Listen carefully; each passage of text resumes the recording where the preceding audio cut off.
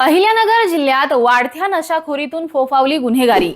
नमस्कार, मी प्रियंका। लेट्सअप मराठीमध्ये आपलं स्वागत। एका बाजूला उज्ज्वल भवितव्याची स्वप्न पाहणारी तरुण पिढी आणि दुसऱ्या बाजूला अंमली पदार्थांच्या विळख्यात अडकलेलं तारुण्य जर पाहिलं तर प्रत्येक चांगल्या व्यक्तीचं मन हे दुःखी झाल्याशिवाय राहत नाही।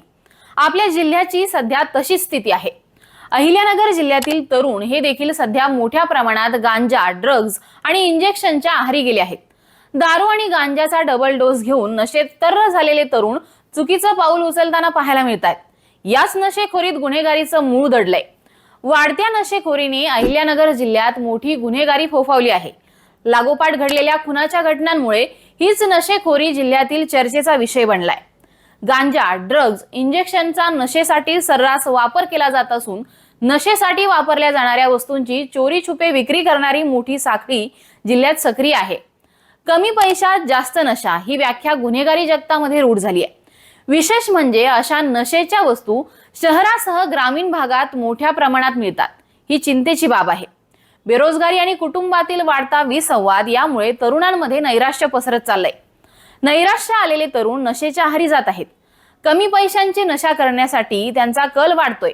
नशाखोरीच्या अंमलातून किरकोळ कारणावरून भांडण होणं, साधा वाहनाला कट लागला तरी कोयत्याने मारहाण केल्याचे प्रकारही आपल्या शहरामध्ये घडल्याची अनेक उदाहरणं आहेत। काही दिवसांपूर्वी सिगारेट ओढणाऱ्या विद्यार्थ्यांना पोलिसांनी ताब्यात घेतलं होतं। त्यांच्या बॅगमध्ये गांजाचं सिगारेट मिळून आलं। विशेषतः महाविद्यालयीन तरुण हे नशेच्या आहारी जात असून हा प्रकार गंभीर आहे। पोलिसांकडून कारवाया होऊ नये हे प्रकार काही थांबायला तयार नाहीत। जिल्ह्यातील शाळा व महाविद्यालयातील तरुण हे नशेच्या आहारी गेलेत। कोरेक्स इंजेक्शनचा वापर होत असल्याचं पोलिसांच्या तपासात समोर आलं आहे। पोलिसांनी दिल्ली गेट येथे नशेसाठी वापरलं जाणारं इंजेक्शन देखील पकडलं होतं। या प्रकरणी तिघांना अटकही झाली। मात्र यातील आरोपींनी दिल्ली येथून हे इंजेक्शन मागवलेलं होतं। या आरोपींना इंजेक्शन पुरवणारी दिल्लीतील कोणती कंपनी आहे याचा तपास पोलिसांकडून होताना दिसत नाही। अशा गंभीर गुन्ह्यांच्या तपासाकडे पोलिसांचं दुर्लक्ष होतं, त्यामुळे गुन्हेगारांचं धाडस वाढतं। अहिल्यानगर जिल्ह्यात गुन्हेगारी टोळ्यांनी देखील डोकं वर काढलंय। 2 किंवा त्यापेक्षा अधिक गुन्हे केलेल्या गुन्हेगारांचा शोध घेऊन पोलिसांनी 34 गुन्हेगारी टोळ्यांच्या हद्दपारीचा प्रस्ताव उपविभागीय अधिकाऱ्यांकडे पाठवला होता। त्यापैकी 22 टोळ्या जिल्ह्यातून हद्दपार करण्यात आल्या आहेत। उर्वरित 12 टोळ्या हद्दपार करण्यात येणार असून तसा प्रस्ताव देखील तयार करण्यात आलेला आहे। पोलिसांकडून अंमली पदार्थ विरोधी मोहीम हाती घेण्यात आली आहे। ही मोहीम सुरू असतानाच करमाळा येथून मोटारसायकलवरून ड्रग्ज आणताना एकाला पोलिसांनी ताब्यात घेतलं। त्याच्याकडून ड्रग्ज जप्त करण्यात आले। श्रीरामपूर येथेही मोठ्या प्रमाणात अल्प्राझोलम पोलिसांनी पकडलं होतं।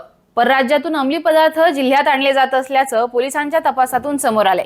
तसेच नागापूर येथील एका 74 वर्षीय व्यक्तीचा खून झाल्याची घटना घडल्याचं आपण पाहिलं। 16 वर्षाच्या अल्पवयीन मुलाने या व्यक्तीला मोटारसायकलवर बसून निर्जन स्थळी नेलं आणि पैशाची मागणी करत त्याला मारहाण केली।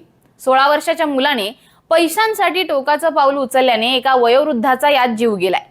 अशा पद्धतीने तरुणाईमध्ये पैसा मिळवण्यासाठी गुन्हेगारी वृत्ती वाढत असल्याचं दिसते।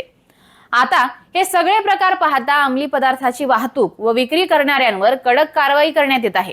ही मोहीम आणखी तीव्र करण्यात आली असून सर्व पोलीस ठाण्यांच्या प्रभारींना अंमली पदार्थ बाळगणाऱ्यांवर कडक कारवाई करण्याचे आदेश देण्यात आल्याचं जिल्हा पोलीस अधीक्षक सोमनाथ घारगे यांनी सांगितलं आहे। मात्र अहिल्यानगर जिल्ह्यातील नशा आणि गुन्हेगारीचं हे जीव घेणं समीकरण पाहता पुन्हा एकदा या देशाचं तरुण भविष्य धोक्यात असल्याचं पाहायला मिळतंय। जिल्ह्यात घडणाऱ्या या घटनांबद्दल तुम्हाला नेमकं काय वाटतं हे आम्हाला कमेंट बॉक्समध्ये सांगा आणि पाहत राहा लेट्सअप मराठी।